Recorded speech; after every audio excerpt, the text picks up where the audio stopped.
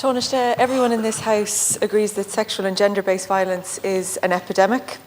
No part of society or sector is immune, and we all know that tackling it and eradicating it isn't easy. But sometimes it seems like the state isn't even trying. Take, for instance, what's happening in the Defence Forces. We know that 68 members of the Defence Forces have either been convicted of crimes or are before the courts charged with criminal offences. It is bizarre that we need to appoint a senior counsel to tell us that Defence Forces personnel who are convicted of serious crimes like sexual offences should not be serving. But that is apparently what the government is proposing to do. That's not an approach that screams zero tolerance. But the reality is we don't see much in the way of zero tolerance outside of it just being a slogan. It's hard to find evidence of a zero tolerance approach anywhere. We learned this week that a Dublin taxi driver, Raymond Shorten, convicted of raping 2 young women, had previous convictions for sexual offences.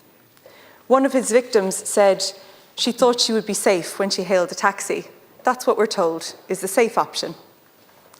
The reality was she had gotten into a vehicle being driven by a serial predator. Why did he have a taxi licence? Why didn't the regulator act? How many other taxi drivers have similar convictions? Do we even know? At least the regulator, the National Transport Authority, actually has powers to disqualify taxi drivers convicted of serious crimes. The question is the NTA using them, or do those powers need to be enhanced? This isn't the case in other professions.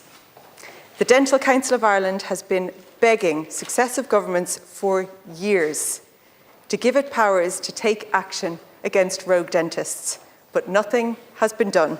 We know at least one dentist convicted of sexual assault was able to practice in Ireland because the regulator had no power to stop them. Those powers still do not exist, and those powers can only be given to the Dental Council by the government. Taoiseach, counselling services are also a wild west when it comes to regulation. The reality is there is none. Vulnerable sexual abuse victims will often seek counselling support. They're exposed to unnecessary additional risk because of the complete absence of any regulation. Taoiseach, you said last week that any member of the Defence Forces charged with sexual assault or rape would be put on immediate leave. Did that happen? How many Defence Force members were suspended? Do you also believe taxi drivers, dentists, counsellors and members of other professions who have close contact with members of the public should be similarly suspended when facing serious sexual offences? And if so, are you going to do anything about it? Has anyone in government written to the NTA about Raymond Shorten case? Do you know why that predator had a taxi licence? When will the government do more than talk about zero tolerance and give professional bodies like the Defence Forces, the Dental Council and others the power that they actually need to make zero tolerance a reality? Thank you, Deputy. First of all, I thank the Deputy for raising this issue.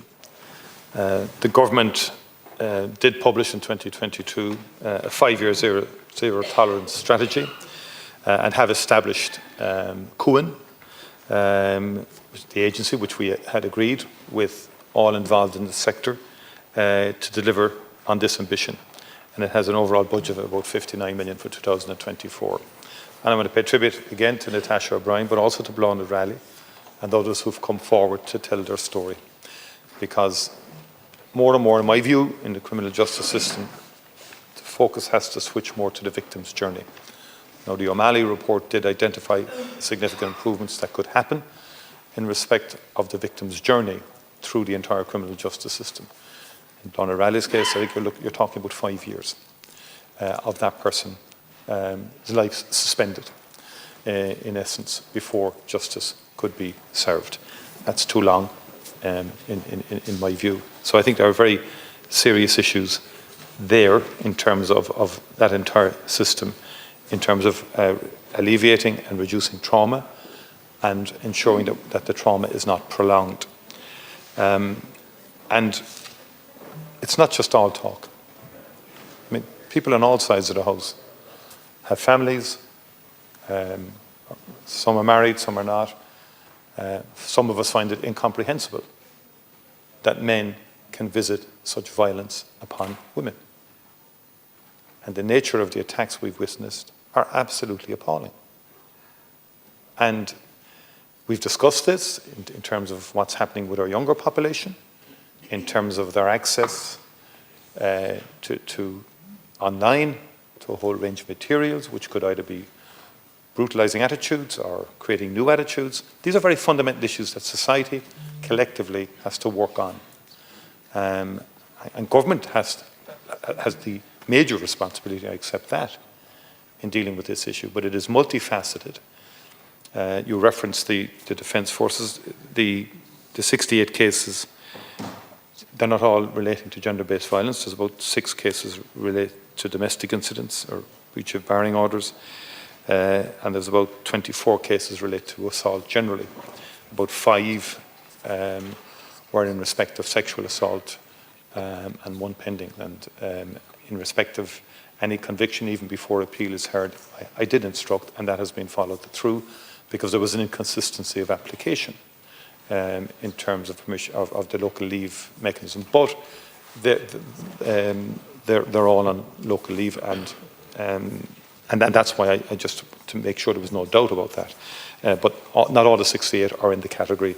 I just have to make that point. But within the Defence Forces, in my view, as there is a special onus, just as I think in the Gardaí, and I don't mean that in any way to distinguish them, but basically in terms of those who are charged in society with protecting society, there are standards and so on that we do have to apply. Sorry. Deputy Cairns. Okay. Taoiseach, I can only presume from your reply that you didn't understand the question or the contribution that I made in the first instance, so I'm going to do my best to try and explain it again. We hear more about women being told not to walk home alone at night than we do about men being told not to assault or rape women who are walking home alone at night. So many women decide to take a taxi. The thought of the fact that the person driving that taxi could be a convicted sexual offender is the stuff of nightmares for women. I'm asking you about regulation in that sector through the NTA. I'm asking you about regulation for dentists. This is something the Social Democrats raised in our last PMB, and nothing has been done. I'm asking about regulation in the counselling sector, and you haven't touched on a single one of those things in your reply. I know that it's multifaceted. You say that it's an overall approach we take. The government is the only thing that can give power to those overarching bodies to be able to suspend people who have offences like that. That is what I'm asking you to look at. Can you please directly respond to that, and can you tell us also the number of people who have been suspended from the Defence Forces?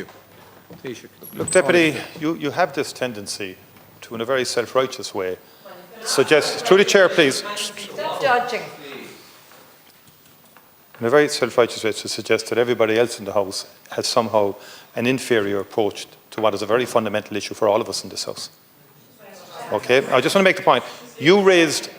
I'm sorry, I will deal with the question.